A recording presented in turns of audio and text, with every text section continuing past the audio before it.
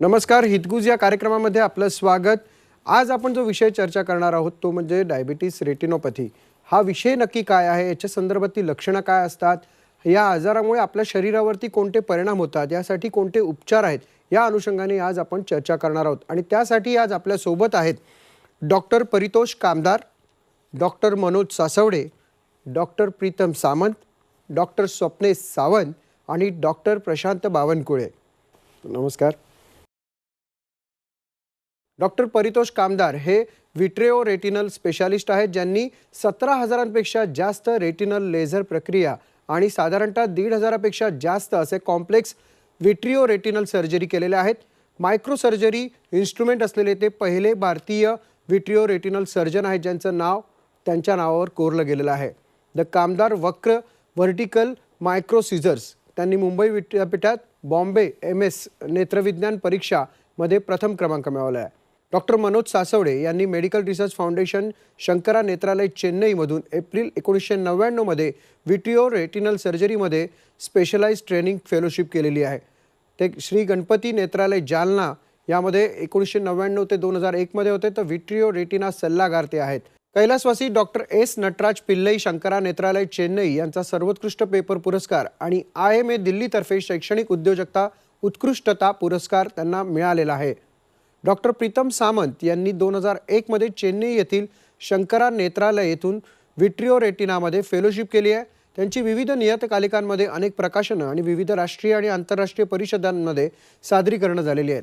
Doctor Swapnesh Sawant हे retina आणि मोतीबिंदू surgeon आहेत. त्यांना 15 वर्षांपेक्षा जास्त असा अनुभव या क्षेत्रामध्ये आहे. ते MS परीक्षेत युनिव्हर्सिटीत गोल्ड मेडलिस्ट म्हणून देखील उत्तीर्ण झालेले आहेत. राज्य वार्षिक कॉन्फरन्स 2008मध्ये तरुण नेत्रतज्ञांसाठी BG केळकर पुरस्कार विजेते देखील ते आहेत. त्यांनी शंकरा नेत्रालय चेन्नई आणि लंडनच्या मूरफील्ड हॉस्पिटलमधून रेटिनामध्ये प्रतिष्ठित अशी फेलोशिप केलेली आहे. डॉक्टर प्रशांत बावनकुळे हे ऑल इंडिया ऑप्थिमॉलॉजिकल सोसायटी येथे ARCचे अध्यक्ष आणि ऑक्युलर ट्रॉमा सोसायटी ऑफ इंडियाचे खजिनदार आहेत. नेत्ररोग शास्त्रातील त्यांच्या महत्त्वपूर्ण योगदानासाठी त्यांनी IRSI सुवर्ण पदक प्राप्त केलेलं आहे, ते 2021मध्ये. त्याचबरोबर ISM ICS सुवर्ण पदक 2022 चंदीगड येथे त्यांनी मिळवलं आहे. त्यांना World Congress of Ocular Trauma 2019मध्ये सर्वोत्कृष्ट व्हिडिओ पुरस्कार आणि बॉस्टन 2024 येथे इमेज ऑफ द इयर पुरस्कार मिळाला आहे. डॉक्टर परितोष, रेटिनोपॅथीबद्दल अधिक माहिती द्या, कारण आमच्यासारख्या सामान्य लोकांना ते माहीत नसतं. तर नक्की हे काय असतं, हा कुठला कशाच्या संदर्भातला आजार आहे? आता हे समजण्यासाठी आपल्याला आपला डोळा कसा काम करतो ते कळलं पाहिजे. हा एका प्रकारचा भिंग असतो ज्याने फाईन फोकसिंग होतो आणि मग लाईटची किरणं विट्रियस जेलीद्वारा पडद्यावर फोकस होतात. पडद्याचा मधला भाग म्हणजे मॅक्युला, ज्याने आपण बारीक गोष्ट बघू शकतो, आपले रंग बघू शकतो वगैरे. तर या मार्गावर कुठेही काहीही बाधा आली तर मग नजर ठप्प होते. आणि पडदा म्हणजे आपलं जे कॅमेरा असतो, हल्लीच्या कॅमेऱ्यात सेन्सर असतो आणि आधीच्या कॅमेऱ्यात फिल्म असायचे. तर आपलं पडदा म्हणजे रेटिना म्हणजे दृष्टिपटल ते काम करतं. तिकडनं केमिकल रिॲक्शन होऊन इलेक्ट्रिकल एनर्जीमध्ये ते ट्रान्सफॉर्म होऊन डोळ्याच्या नसद्वारा मेंदूला जाऊन मग आपण बघू शकतो. तर डायबिटीसमुळे छोट्या रक्तवाहिन्या बंद व्हायला लागतात. काय छोट्या रक्तवाहिन्यातून स्त्राव व्हायला लागतो. आधी फ्लुइडचा, पाण्याचा, मग प्रोटीन्स, मग चरबी आणि मग रक्तस्राव होतो. तर हा रक्तस्राव जर किंवा फ्लुइडचा स्राव जर मधल्या भागात मॅक्युलामध्ये झाला तर तिकडे सूज निर्माण होते, जसं डॉक्टर सावंतनी सांगितलं तसं, आणि मॅक्युलर इडिमा निर्माण होतो. आणि पुढे जर आणखीन छोट्या रक्तवाहिन्या बंद झाल्या तर असाधारण रक्तवाहिन्या निर्माण होतात. यांच्यातून रक्ताचा स्त्राव होतो आणि इतर मग पुढचे कॉम्प्लिकेशन्स होतात. Doctor Manoj Saswade sir, diabetes retinopathy कसा होतो? डायबेटिक रेटिनोपॅथी होण्याची बरीचशी कारणं आहेत, परंतु आपल्याला माहिती की डायबेटिक रेटिनोपॅथी हा मायक्रो अँजिओपॅथी नावाचा आजार आहे. आपल्या शरीरामध्ये अनंत अशा रक्तवाहिन्यांचं जाळं आहे. ह्या जाळ्या हा कालांतराने ज्यांना डायबिटीज झालेला आहे त्यांच्यामध्ये ही मायक्रो अँजिओपॅथी नावाची आजार होतो. तर हा आजार जो असतो तो मुळातच छोट्या छोट्या रक्तवाहिन्यांना एकतर ब्लॉक करतो किंवा त्या थोड्या फार प्रमाणात लिकेज सुरू करतो. तसंच इथंही शरीरामधली एखादी रक्तवाहिनी ज्यावेळेस लीक होते त्यावेळेस त्या ठिकाणी तो लायपोप्रोटीन्स किंवा प्रोटीन्स नावाचे जे रक्तातले घटक असतात ते जमा व्हायला लागतात आणि खूप दिवस जमा राहिले की तिथं तो भाग फुगवतो आणि त्या त्या ठिकाणच्या, त्याला आम्ही मॅक्युला म्हणतो, त्या ठिकाणची जी फंक्शन्स असतात की दूरची दृष्टी बघणे, वेगवेगळे कलर बघणे, फॉर्म्स बघणे, रीडिंग रायटिंगची नजर असते ती ती अफेक्ट होते. आणि दुसरा प्रकार आहे त्या रक्तवाहिन्या बंदच पडतात. जसे झाडाची एखादी फांदी तोडली जाते, तोडली की त्या ठिकाणी नवीन रक्तवाहिन्या तयार व्हायला सुरुवात होते किंवा एक नवीन कोमेजलेल्या किंवा कवळ्या नवीन फांद्या तयार होतात. तशाच शरीरामध्ये सुद्धा नवीन रक्तवाहिन्या तयार करून ती तुटलेली किंवा बंद पडलेली रक्तवाहिनीची भर केली जाते. तर अशा प्रकारे दोन प्रकारात होते की डायबेटिक रेटिनोपॅथी ज्यांचा डायबिटीज अनकंट्रोल्ड असतो, ज्यांना असोसिएटेड ब्लड प्रेशर असतं, लिपिड्स जास्त असतात, ज्यांना फॅट जास्त असतं, ओबेसिटी जास्त असते किंवा ज्यांना फॅमिली हिस्ट्री खूप असते किंवा ज्यांचं ड्युरेशन ऑफ डायबिटीज खूप खूप कालावधी आहे की 10 वर्ष आहे, 7 वर्ष आहे किंवा 15 वर्षाचा डायबिटीज आहे. तर over a period of time ही रक्तवाहिन्यांची जाळं किंवा ज्याला आपण पाईपलाईन म्हणू ती ठिसूळ होते आणि त्याच्यातून पाझर सुरुवात होते आणि त्या बंद पडतात. अशा प्रकारे हे डायबेटिक रेटिनोपॅथी ही शरीरामध्ये नुकसान करते आणि तो ज्या ठिकाणी रेटिनोपॅथी झालेला आहे तो भाग नीट काम करत नाही किंवा त्या ठिकाणचं फंक्शन नीट होत नाही आणि लोकांना दृष्टीदोष निर्माण होतो. डॉक्टर प्रीतम, तुमच्याकडनं जाणून घ्यायला आवडेल की डायबिटीस रेटिनोपॅथी हा प्रकार नेमका काय आहे? डायबेटिक रेटिनोपॅथी हा डोळ्याचा आजार आहे, डोळ्याच्या मागच्या पडद्याचा आजार आहे आणि तो डायबिटीज ह्या आजारामुळे डोळ्याला झालेला आजार आहे. डायबेटिक रेटिनोपॅथीचे 3 प्रकार आहेत. ते स्टेजेसमध्ये होतात, स्टेज 1, स्टेज 2 आणि स्टेज 3. स्टेज 1मध्ये म्हणजे कमी प्रमाणात डायबेटिक रेटिनोपॅथी होतो. स्टेज 1मध्ये पेशंटला जाणवतसुद्धा नाही की त्याला डायबेटिक रेटिनोपॅथी झालेलं आहे. ह्या स्टेजमध्ये मागच्या पडद्यावरती छोटे छोटे रक्ताचे स्पॉट येतात. पडद्याच्या ज्या रक्तवाहिन्या असतात, रेटिनल कॅपिलरीज ज्या असतात त्या फुगायला लागतात. तर हा माइल्ड व्हरायटीचा डायबेटिक रेटिनोपॅथी आहे स्टेज 1. मग स्टेज 2मध्ये पडद्याला सूज यायला लागते, रेटिनाला सूज येते, त्याला आम्ही रेटिनल इडिमा किंवा डायबेटिक मॅक्युलर इडिमा म्हणतो. ह्या स्टेजमध्ये पेशंटला पहिलं जाणवतं त्याची नजर कमी झालेली आहे, त्याला धुरकट दिसायला लागतं, वाचताना त्रास होतो, ड्राईव्ह करताना लाईटीचे प्रकाश त्याला सहन होत नाहीत. ह्या डायबेटिक मॅक्युलर इडिमाच्या स्टेजमध्ये पहिलं पेशंटला कळतं की त्याला डायबिटीजचा आजार डोळ्यामध्ये गेलेला आहे. आणि फायनल स्टेज जो आहे स्टेज 3, त्याला आम्ही प्रॉलिफरेटिव्ह डायबेटिक रेटिनोपॅथी म्हणतो. ह्या स्टेजमध्ये म्हणजे खूप सिव्हिअर, अगदी जास्ती आजार झालेला असतो आणि त्याच्यामध्ये नवीन रक्तवाहिन्या उगवायला लागतात डोळ्यामध्ये, त्या रेटिनामध्ये उगवतात आणि त्याच्यामुळे डोळ्याच्या रेटिनामध्ये हेमरेज व्हायची शक्यता असते, डोळ्याच्या आतमध्ये ब्लडचे क्लॉट होतात आणि नंतर डोळ्याचा पडदा देखील फाटून जातो. ह्या वाहिन्या डोळ्याच्या पुढच्या भागात आल्यात तर मग पेशंटला निओवॅस्क्युलर ग्लॉकोमा किंवा काचबिंदू होऊन डोळा कम्प्लिटली अंध व्हायची शक्यता असते. डॉक्टर स्वप्नेश, डायबिटीस रेटिनोपॅथीची काय लक्षणं असतात? सुरुवातीच्या काळात जेव्हा डायबिटीज पहिले 1-2 वर्षात असतो तेव्हा पेशंटला काहीच सिम्पटम्स नसतात, पेशंटला काहीच डोळ्याचा त्रास नसतो आणि त्याच्यानंतर हळूहळू जसा डायबिटीसचा सराव डोळ्यामध्ये पोचतो तेव्हा पेशंटला सुरुवातीला फक्त चष्म्याचा नंबर बदली होतोय असं वाटत असेल. पेशंट वारंवार डॉक्टरांकडे जातो, चष्म्याचा नंबर बदली होतो, परत 3-4 महिन्यांनी परत नंबर बदली होतो. तर त्यामुळे काय होतं की पेशंटला हे सिम्पटम्स आहेत जे ओळखायला पाहिजे आणि आता डायबिटीज कंट्रोल करणं गरजेचं आहे. पण न कंट्रोल करून अजूनही जर शुगर वाढत राहिली तर मग धुरकट दिसायला लागतं आणि धुरकट फक्त लांबच्यासाठी नाही, जवळच्यासाठी सुद्धा. न्यूजपेपर वाचताना, मोबाईल बघताना, लांबचं बघताना पेशंटला कोणाचा चेहरा ओळखायला वेळ लागतो, क्लिअर दिसत नाही, लांबचे हेडिंग्स दिसत नाही, एअरपोर्टवरचे गेट नंबर्स दिसत नाही. तर हे सगळे सिम्पटम्स कळायला लागल्यावर पेशंटनी डॉक्टरांना दाखवायला पाहिजे. ह्याच्या पुढेही जर शुगर वाढली तर मग डोळ्यासमोर काळे डाग येतात, म्हणजे रक्ताच्या गाठी होतात आणि पडदा एकदा फाटल्यावर डोळ्यासमोर काळा कर्टन किंवा काळा पडदा आल्यासारखं पूर्णपणे नजर 5 ते 10 मीटरपर्यंत कमी होते आणि मग त्याहूनही कमी व्हायला लागते. तर हे वेगळे वेगळे स्टेजेस आहेत ज्याप्रमाणे सिम्पटम्स असतात. डॉक्टर प्रशांत, कोणत्या निदान पद्धती यामध्ये उपलब्ध आहेत जेणेकरून हे निदान होणं सोपं होईल? सगळ्यात महत्वाची गोष्ट असतं की आधी आम्ही तुमच्या डोळ्याच्या आत औषध घालून रेटिनाची तपासणी म्हणजे फंडस ज्याला आम्ही म्हणतो, फंडस इव्हॅल्युएशन करत असतो औषध घालून. आणि क्लिनिकल बेसिसवर आम्हाला डायबिटिक रेटिनोपॅथी आढळली किंवा त्याच्यात काही संशय असा निर्माण झाला तर मग आम्ही तुम्हाला पुढच्या अद्ययावत तपासण्यांसाठी घेत असतो. आता त्याच्यात काय आहे तर प्रथम आणि सर्वप्रथम म्हणजे OCT ऑप्टिकल कोहेरन्स टोमोग्राफी नावाचं एक यंत्र असतं. त्याच्याने आम्ही तुमच्या रेटिनाचं स्कॅनिंग करत असतो. त्याच्यात आम्हाला तिथे सूज आहे, काय आहे ते त्याचं आम्हाला अंदाज येत असतो. ही पहिली चाचणी आहे आणि ह्याच्याने आम्हाला डायग्नोसिस करण्यात मदत होते आणि ट्रीटमेंट केल्यावर त्याला ट्रीटमेंटला कसा रिस्पॉन्स येतोय हे मॉनिटरिंग करण्यासाठी पण ही टेस्ट पुढेही लागू शकते. दुसऱ्या नंबरवर असतं फंडस फ्लोरोसिन अँजिओग्राफी. ह्याच्यात आम्ही म्हणजे आपल्या ब्लड वेसलच्या थ्रू डाय पुश करतो आणि रेटिनाचे पिक्चर्स घेत असतो. त्याच्यामुळे आम्हाला त्याच्यातल्या ज्या सूक्ष्म रक्तवाहिन्या असतात, त्या आम्हाला दिसून येतात.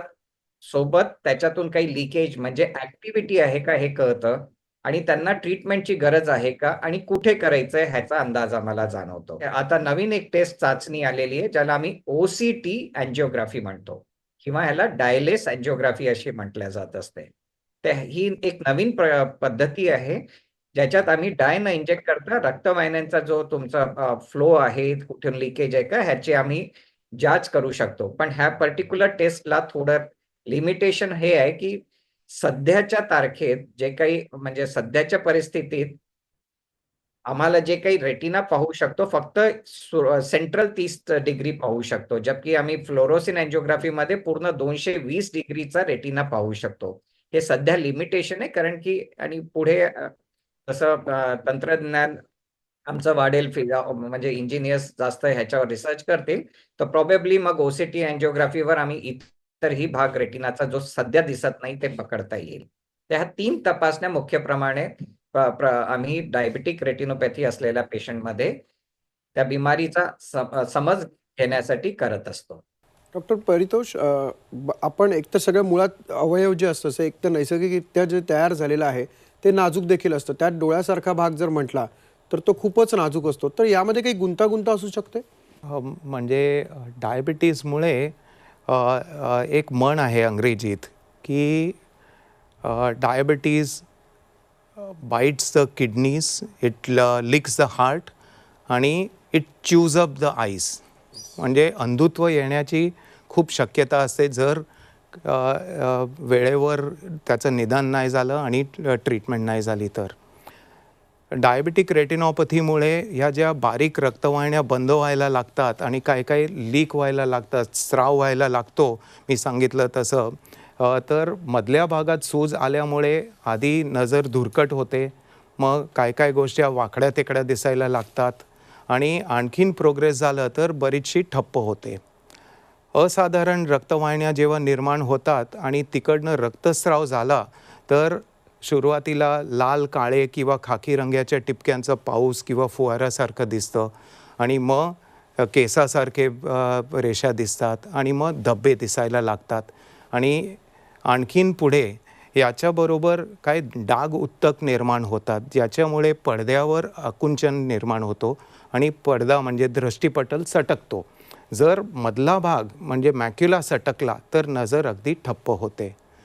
यापेक्षाही वाईट जर पुढच्या भागात म्हणजे आपल्या बुबुलच्या आजूबाजूला जर असाधारण रक्तवाहिन्या निर्माण झाल्यात तर एक वाईट प्रकारचा काचबिंदू निर्माण होतो ज्याला निओवॅस्क्युलर ग्लॉकोमा म्हणतो, ज्याचे पुढचे जे स्टेजेस असतात तिथे डोळा आंधळा तर होतोच पण डोळा दुखायला लागतो. तर ह्या गोष्टी होऊ नये त्यासाठी डॉक्टर सामंतांनी सांगितलं तसं दरवर्षी काहीही सिम्पटम्स नसले, काहीही चिन्ह नसले तरी डोळ्याच्या डॉक्टरांना दाखवणं अति आवश्यक आहे. डॉक्टर मनोज सासवडे, तुमच्याकडनं जाणून घ्यायचं आहे की आता हा तर रोग तर झालेला आहे पण यावरती उपचार कोणत्या पद्धतीचे होतात? एक तर पहिलं आहे की याच्यामध्ये झाला कशामुळं आणि त्याच्यानंतर आपण त्यासाठी काय केलेलं आहे. तर करायचं 3 प्रकार असतं की आपण डायबिटीज मॅनेज कसा करतो. आपली लाईफस्टाईल काही चेंज केलेली आहे का, आहारात काही बदल घेतलेले आहेत का, नियमित आपण औषधोपचार घेत आहोत का. जर घेत असेल तर हा एक भाग झाला. एवढं करून सुद्धा हा आजार हा ड्युरेशन डिपेंडंट आहे. म्हणजे ज्यांचा डायबिटीजचा कालावधी 7 ते 8 वर्ष झालेला यांना काही ना काही प्रमाणात ही मायक्रो अँजिओपॅथी होतेच. मग हे मायक्रो अँजिओपॅथी झाल्यानंतर आपल्याला माहिती की एक डायबिटिक मॅक्युलोपॅथी नावाचा एक प्रकार असतो की जिथं लिहिण्या वाचण्याची नजर असते, त्या ठिकाणी सूज येऊन दृष्टिदोष निर्माण होतो. आणि दुसरा जो आहे की बंद पडलेल्या रक्तवाहिन्यांपासून नवीन रक्तवाहिन्यांची झुडपं तयार होतात आणि ते थोडा जरी प्रेशर वाढलं, ब्लड प्रेशर वाढलं किंवा लघवी पळसाकडला जरी जोर लागला तरी त्या फुटतात किंवा काही जोरात उड्या मारल्या किंवा काही ऍक्सिडेंट झाला तर त्याच्यातून रक्तस्राव होऊन अंधत्व निर्माण होतं. तर हे होणारा हा जो प्रकार आहे तो ट्रीट करण्यासाठी आपल्याकडे 3 प्रकारच्या थेरपीज अवेलेबल आहेत. एक म्हणजे टाइम टेस्टेड आणि गोल्डन स्टँडर्ड ज्याला म्हणतो आम्ही लेझर थेरपी आहे. त्या लेझर थेरपीमध्ये ज्या लिकेज करणाऱ्या ब्लड वेसल्स आहेत त्यांना आपण काही प्रमाणात जाळून टाकतो. म्हणजे ते मायक्रो वेल्डिंग सारखा प्रकार आहे. मायक्रो वेल्डिंग करून तिथला तो लिकेज बंद केलं जातं. दुसरा प्रकार आहे लेझरचा की त्याला पॅन रेटानल फोटोकॉग्युलेशन असं म्हणतो की जिथं मोठमोठ्या रक्तवाहिन्या तयार झालेल्या आहेत, झुडपं तयार झालेली आहेत आणि ते ब्लिडिंग करतायत. तर अशा वेळी रेटिनाचा जो पेरिफेरीचा भाग असतो सेंटर सोडून तो सगळा भाग हा लेझरनी काही प्रमाणामध्ये वेल्डिंग केला जातो किंवा जाळला जातो. हे झाला एक प्रकार. दुसरा प्रकार आहे आता डोळ्याच्या आतमध्ये इंजेक्शन देण्याची नवीन टेक्नॉलॉजी तयार झालेली आहे. या टेक्नॉलॉजीमध्ये डोळ्याच्या आतमध्ये इंजेक्शन देतात आणि इंजेक्शनचा इफेक्ट 24 तास ते 48 तासामध्ये बघण्यास मिळतो. डोळ्यातल्या मॅक्युलाची सूज ज्याला म्हणतो आपण की डायबेटिक मॅक्युलोपॅथी ती पण एका इंजेक्शनमध्ये पहिल्यांदा लगेच कमी होते किंवा रेटिनोपॅथीमध्ये ज्याला म्हणतो प्रॉलिफरेटिव्ह डायबेटिक रेटिनोपॅथी. तर नवीन रक्तवाहिन्या ज्या असतात त्या सुद्धा लगेचच जळायला लागतात किंवा त्या कोमेजून जातात आणि रक्तस्राव होण्याचं प्रमाण कमी होतं. याचंही असं आहे की फक्त एका इंजेक्शनमध्ये होत नाही. डायबिटीज हा या ठिकाणी सर्व श्रोत्यांनी लक्षात घेण्याचा भाग आहे. उपचार पद्धती ही फार सुलभ झालेली आहे. आपला तिसरा प्रकार जो आहे या ट्रीटमेंटमधला तो सर्जरी करणे आहे. ज्यांना लेझरनी फरक पडला नाही, ज्यांना इंजेक्शननी फरक पडला नाही, ज्यांचा आजार सुरुवातीपासूनच खूप शेवटच्या स्टेपमध्ये आहे किंवा लास्ट स्टेजला आहे, अशांना ज्यांना ब्लिडिंग खूप झालेली आहे, पडदे सरकलेले आहे, रेटनल डिटॅचमेंट झालेली आहे किंवा न्यूव्हास्क्युलर ग्लाकोमा नावाचा आजार झालेला आहे, अशा लोकांना सर्जरी हा शेवटचा पर्याय म्हणून वापरला जातो. याच्यामध्ये विट्रेक्टॉमी नावाची सर्जरी केली जाते. ही सुद्धा सुचरलेस असते. छोट्याशा 25 गेज किंवा 23 गेजच्या निडल्सनी ही विट्रेक्टॉमी करून लेझर करून डोळ्याच्या आतमध्ये गॅस किंवा ऑइल भरलं जातं आणि शक्य तेवढा दृष्टी वाचवण्याचा प्रयत्न हा केलेला जातो. डॉक्टर प्रशांत, सामान्य शिफारसी काय आहेत? डायबिटिक रेटिनोपॅथी ही मल्टीफॅक्टोरियल आहे. डायबिटीस कंट्रोल करणे हा म्हणजे नुसतं डायबिटीसचा शुगर्स रिपोर्ट नॉर्मल आणणे नव्हे, तर आपल्याला हिमोग्लोबिन नॉर्मल करणे, कोलेस्ट्रॉलची रिपोर्ट नॉर्मल करणे, किडनीची रिपोर्ट नॉर्मल करणे आणि डिस्लिपिडेमिया म्हणजे लिपिड्सचे जे कोलेस्ट्रॉलचा रिपोर्ट आहे तो पण नॉर्मल करणे महत्वाचा असतो. म्हणून जेव्हाही आम्ही आमच्या क्लिनिकमध्ये सांगतो, पेशंटला हे सांगत असतो की बाबा नुसतं शुगर्सची रिपोर्ट घेऊन येऊ नकोस. तुझी संपूर्ण शुगरची तपासणी म्हणजे हिमोग्लोबिन, किडनी, हार्ट, कोलेस्ट्रॉल ह्या सगळ्यांची तपासणी पिरियॉडिकली करत राहा आणि त्यांच्यावर पण लक्ष ठेवा की ते पण पॅरामीटर्स कंट्रोलमध्ये आहे की नाही. कारण की नुसतं शुगर कंट्रोल केली आणि नुसतं आम्ही डोळ्याची लेझर्स किंवा इंजेक्शननी ट्रीटमेंट जरी केली, पण हे इतर सिस्टमिक पॅरामीटर कंट्रोलमध्ये नसले, तर आम्हाला त्या ट्रीटमेंटचा फायदा मिळत नाही. डॉक्टर प्रीतम, रुग्णांनी काय करावं? म्हणजे समजा हा आजार जर झालाय तर त्यांनी काय करावं आणि काय करू नये? आपण जेव्हा डायबिटीसचा विचार करतो तेव्हा फक्त आपल्या मनात शुगर हा एक शब्द येतो. तर शुगर कंट्रोल ठेवणं अति महत्त्वाचं आहे. पण त्याच्या व्यतिरिक्त बाकीची व्यसनं जसं की सिगरेट, स्मोकिंग, अल्कोहोल ही व्यसनंसुद्धा कमी करावी, सोडून द्यावी. त्यांनी खूप फायदा होतो. नंतर माणसांनी एक्सरसाइज करावी. जर माणसाकडे जिमला जाणं वगैरे असं पॉसिबल नसेल तर सिम्पल वॉक घेणे, दिवसाला तासभर वॉक घेणे हे सुद्धा अतिशय फायद्याचं असतं. आणि आपली sugar time to time checkup करणे.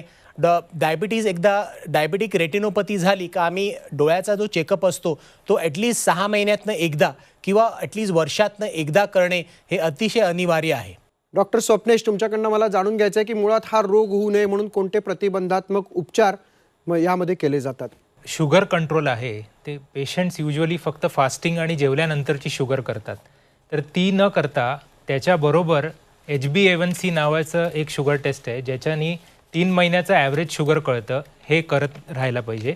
कोलेस्ट्रॉल आणि ब्लड प्रेशर जर असेल तर तेही कंट्रोल केलं तर डायबिटीजवर त्याचा पॉझिटिव्ह इफेक्ट होतो. रेग्युलर चेकअप्समध्ये OCT स्कॅन, जसं आपण CT स्कॅन करतो ब्रेनचा, तसं रेटिनाचा OCT स्कॅन हा केला तर करेक्ट रेटिनामध्ये शुगरची मात्रा किती आहे हे कळतं. ते 6 महिन्याच्या मॉनिटरिंगमध्ये ते करतच राहायला पाहिजे. आणि त्याहून पुढे एकदा डायबिटीसचा ऑलरेडी सराव झाला मग डॉक्टर तुम्हाला सांगतील की लेझर करून घ्या किंवा इंजेक्शन्स करून घ्या. हे इंजेक्शन्स आर प्रिव्हेंटिव्ह, पुढे आजार वाढू नये म्हणून हे इंजेक्शन्स आहेत. हे लेझर रक्तस्राव जास्त जो होतोय, जो लीक होतंय रक्त, ते थांबवण्यासाठी आहे, पडदा फाटण्यापासून वाचवण्यासाठी आहे. तर इंजेक्शन आणि लेझर हे ट्रीटमेंटसुद्धा आहे आणि पुढे आजार वाढू नये, कॉम्प्लिकेशन्स होऊ नये त्यासाठी सुद्धा आहे. तर हे टप्प्याटप्प्याने डॉक्टरांकडून समजून घ्या, तुमची ट्रीटमेंट किती महिने चालणार आहे ते समजून घ्या आणि ट्रीटमेंट पूर्ण करा. एवढं केलं तर नजर नक्की आपण वाचू शकतो.